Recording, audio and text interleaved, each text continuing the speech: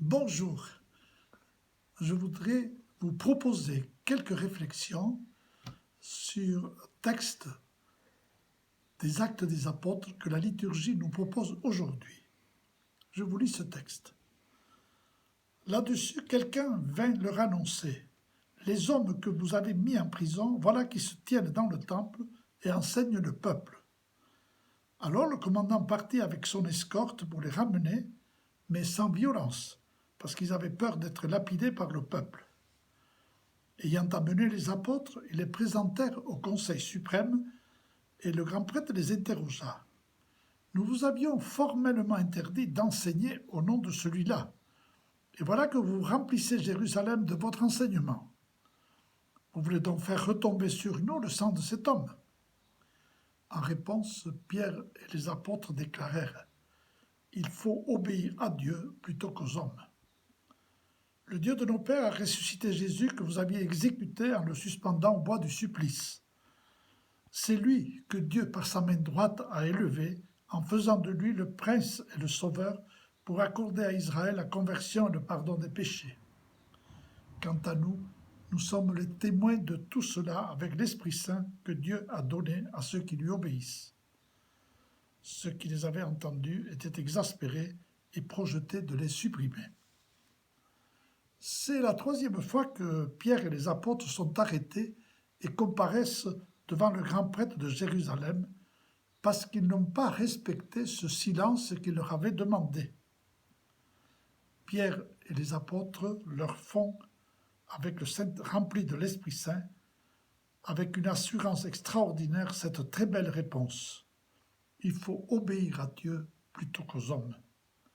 Ils ne peuvent pas se taire depuis qu'ils ont rencontré Jésus vivant et qu'ils savent que Dieu a fait de lui le chef, le sauveur, pour apporter à Israël la conversion et le pardon des péchés.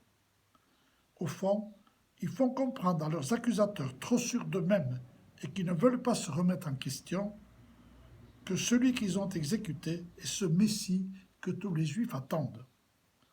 Ils sont fouettés, mais désormais ils n'ont plus peur de rien, et même ils sont tout joyeux d'avoir été jugés dignes de subir des humiliations pour le nom de Jésus.